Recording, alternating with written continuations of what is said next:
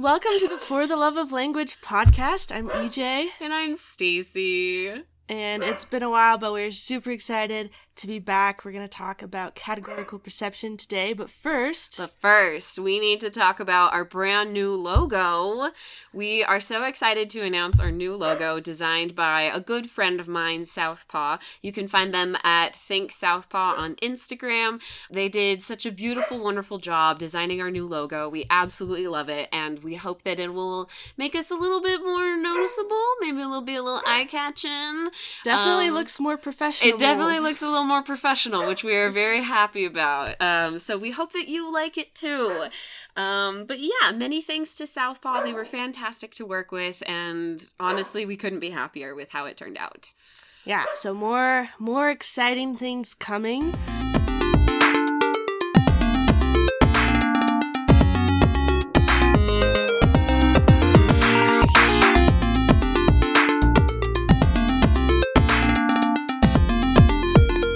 Let's dive into categorical perception. Let's talk about categorical perception. So we already did a podcast on colors and how different languages might divide up the color spectrum at different points.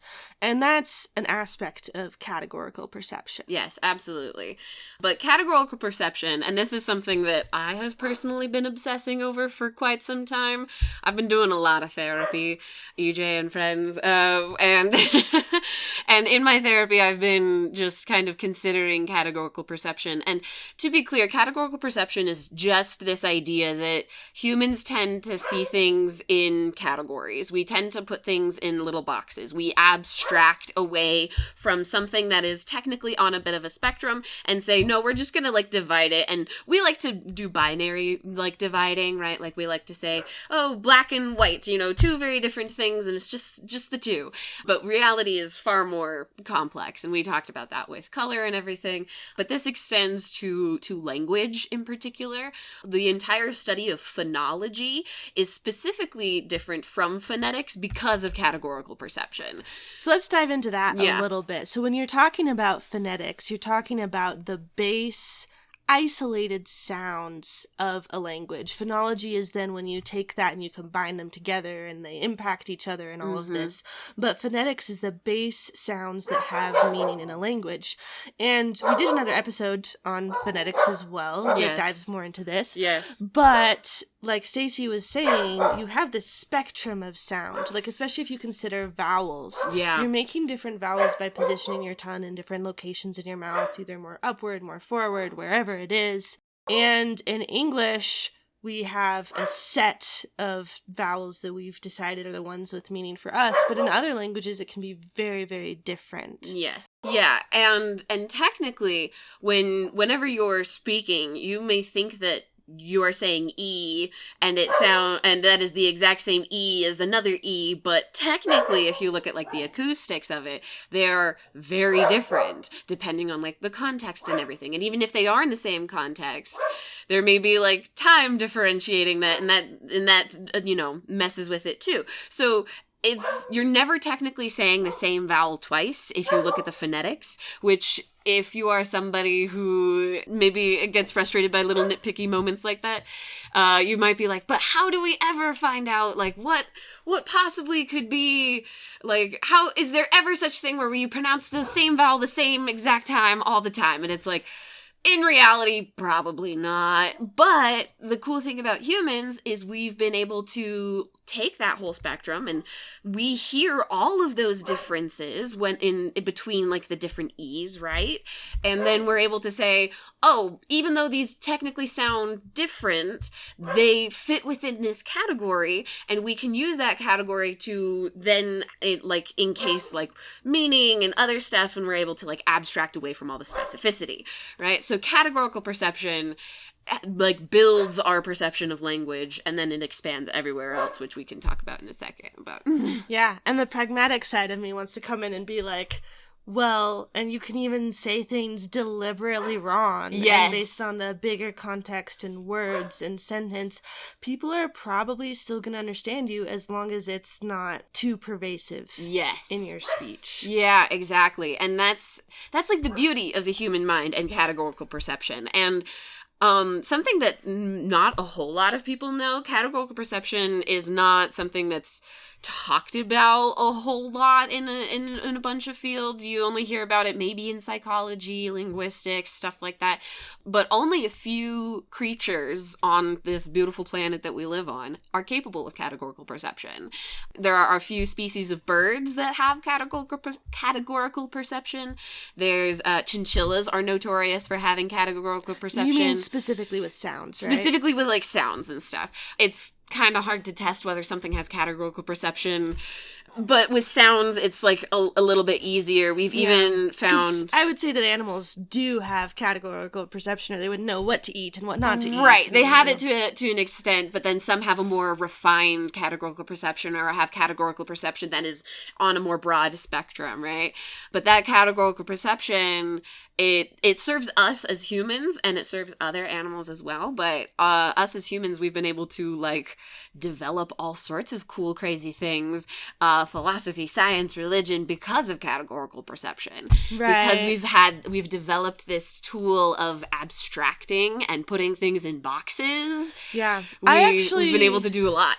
I actually felt like when I was at college, every class started coming down to breaking up the world and putting definitions on things. Yeah. And so if you were able to understand how things were split up, like in biology, they have the whole classification system, which, you know, is an aspect of this breaking things up into pieces that make sense based on the way that we care about dividing them. Exactly. But every single class ends up being that. Like, anatomy is all about, okay, what differentiates this bone from this one, this system from this one, this organ from this one.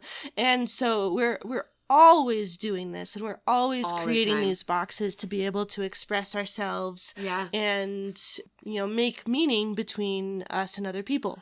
Yeah. And so it's a very interesting, I've been like mulling over this in like a philosophical concept of like my dogs are a little loud today, but that's okay. I'm sure you'll appreciate it. But I've been mulling over this in like a philosophical concept of this idea of, is our physical reality seems to be a lot fuzzier and in shades of gray than we care to admit. And even in anatomy classes and biology, you will hear many like biologists, zoologists say that, like, what is a species? Like, that's a really great question. There's a huge debate among how many species of giraffes there are, because they mix and they mingle in such a way where it's like, are they different species? Are they the same? Like, we're not 100% sure. It's like the more that we're discovering, the more that we're learning that things are far less black and white as we care to admit. And what it kind of philosophically boils down to is, do you choose to consider like looking at everything in shades of gray, and how does that affect you in your life? Or do you kind of buy into at least some of the boxes, and how does that kind of change things?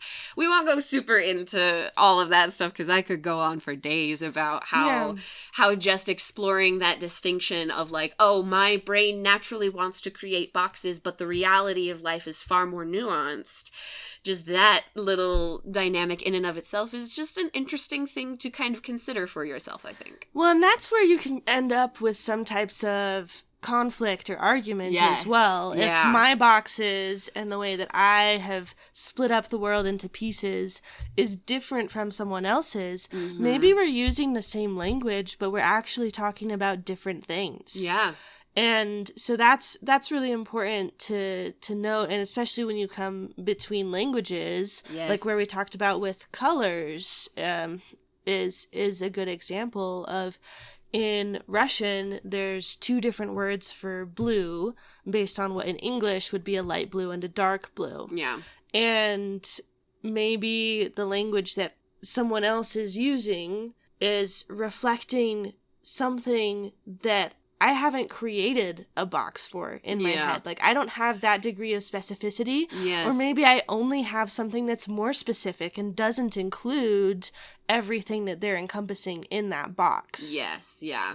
Yeah, no, exactly. And, this is kind of where we get back to, we're dancing around a little bit of like the Sapir-Whorf hypothesis, right? Of how is our perception changing like our reality, and how much of our perception is reality and all that stuff. And that perception in and of itself is categorical perception. And it's just how we're choosing, like which boxes we're making, because we're all making boxes every single day in every aspect of our lives, linguistic and otherwise. And how those boxes are created kind of like determines how you're thinking and moving throughout the world. Yeah. And if you want to dive more into that question of, whether or not the language that you speak impacts how you think, we do have a whole episode on the Sapir-Whorf hypothesis. And it's really good, if I might add. One could say it's our most popular episode. It objectively is. But yeah, it's pretty cool. So are there any other areas of linguistics that we should dive into as far as categorical perception goes? Well, so categorical perception is probably the most predominant in like phonetics and phonology, speech and sounds and everything, but it also is a huge conundrum for semantics. Ah, yes. The entire concept of semantics is this perpetual debate of where are the boxes? Where are the boxes in terms of like meaning? Of like, we have these broad concepts of what is dog? And, like, we have to figure that out. Like, we have to, like, understand what is dog for us and what does that encode and how does it work in different syntactic scenarios, or pragmatically where can dog appear, right? So, like, semantics is the study of the boxes. I totally agree. I hadn't thought about it that way, but I think that's actually one of the reasons that I prefer pragmatics to semantics, because semantics is, like, the defined meaning of things without context, just on their own. Yeah. Pragmatics is the actual intended meaning, the actual received meaning of what you're saying. The nuance behind the meaning. The context. The shades of gray. Exactly. And so for me, you go and dive deep, deep, deep into semantics, and to me it just gets frustrating because it's just like, well, the way that you've made these boxes is kind of arbitrary anyway. Yeah. We're linguists. We're not the prescriptivists, we're the descriptivists. Like, to me, it's the pragmatics that gets way more interesting, and being able to abstract a little bit away from those boxes and dive into, what is the actual intent behind what is being said. Yeah. But you still need to understand the meaning of those individual words, to a certain extent at least, in order to dive into that deeper level of actual meaning. Yeah, 100%. I get it. I'm right there with you. I'm no semanticist. But in that same vein, formal logic is purely categorical perception. And isn't that I can see EJ's got a little grin on her face right now.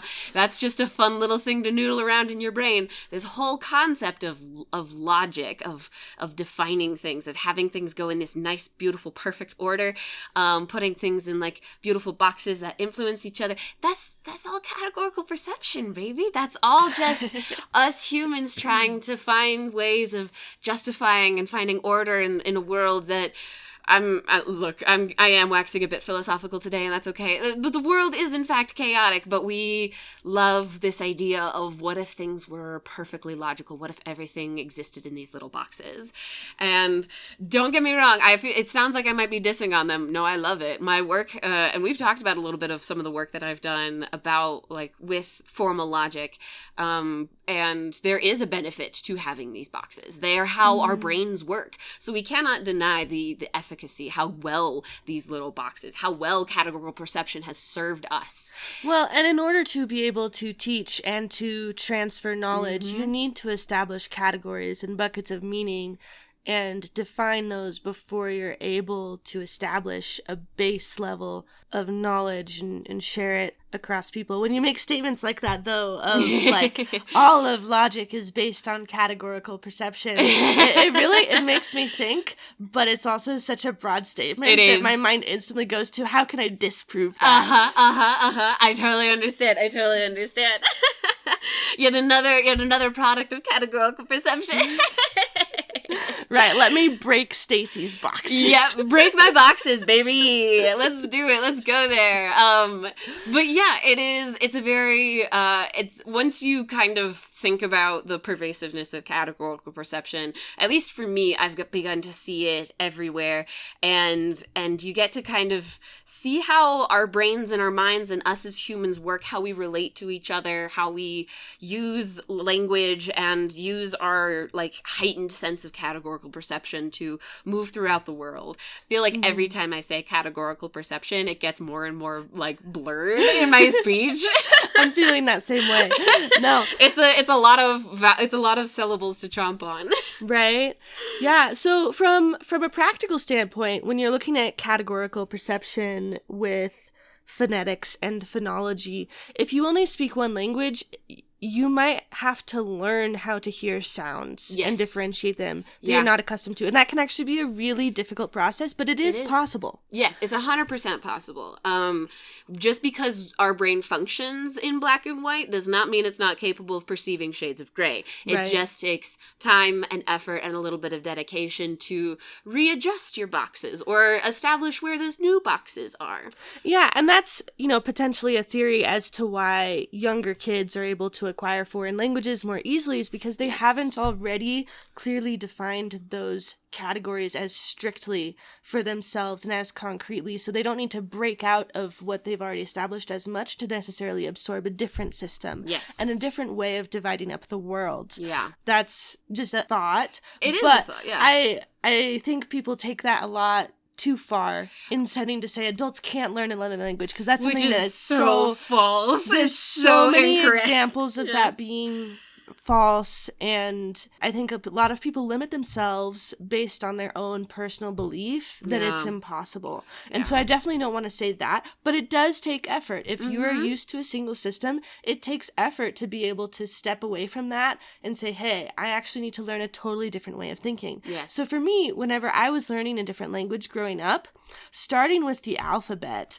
a lot of the languages that I learned used the same alphabet effectively as English with a few differences, right? Maybe a few extra letters, a few diacritical, marks and things like that. But for me, whenever I started learning a new language, in my head, I'd be like, okay, I have this symbol A. I know what that is in English. I'm going to totally forget that. Yep. What is that sound in this language? Yes. Yeah. And you have to be able to, even if you're using the same symbols, be able to just associate a totally separate system and a separate sound to them. Yep. And for me, doing that very consciously was very helpful in learning other languages. Yeah, no, 100%. When you take the time to consciously break stuff apart, then it becomes a lot more easy to then reestablish those categories in different ways.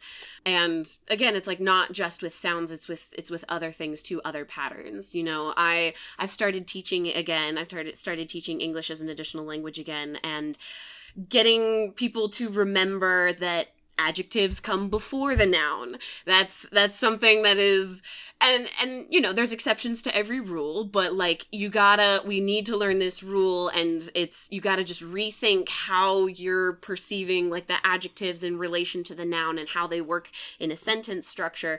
And if you're doing so consciously and you say, okay, I've got to just completely rewire, like what can an adjective do? How does an adjective interact with like everything else in the sentence? And then how is it different from mine, and how does it work here? And then rebuild that back up.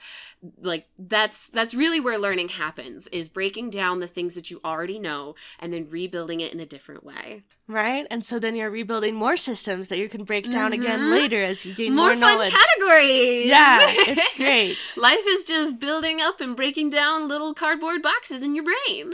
It's the way to go. It's the way to go. Right? Yeah, I think for me, so we've talked a little bit about the application and the ramifications of this with sound, with meaning in areas outside of linguistics. I think the biggest thing that I would want people to take away from this is, if you think that you're not understanding what someone else is saying, you might just be looking at the world in a different way. And just because you've established a certain split along the spectrum of colors or meaning in whatever aspect it is, doesn't mean that that is the only valid way to view the world. Yes. And so the best approach to take in those situations is to ask questions. Ask questions to figure out where the difference in meaning actually is if you're having a miscommunication.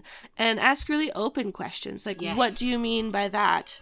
Ask questions, very open questions, like, what do you mean by this? Why do you say that? Yes. And then you can better understand where other people are making these divisions. Yeah. And, maybe you'll change how you view the world, maybe you won't, but you'll be able to better communicate with other people if you critically look at how you're viewing the world yourself. Yes. Yeah. Don't be afraid to, and it can seem kind of scary to jump into shades of gray, but be willing to just conceiving the idea of like, there's something else out there that I don't understand. A question that I like to ask my students when there's miscommunication between us is, tell me the story. What's happening?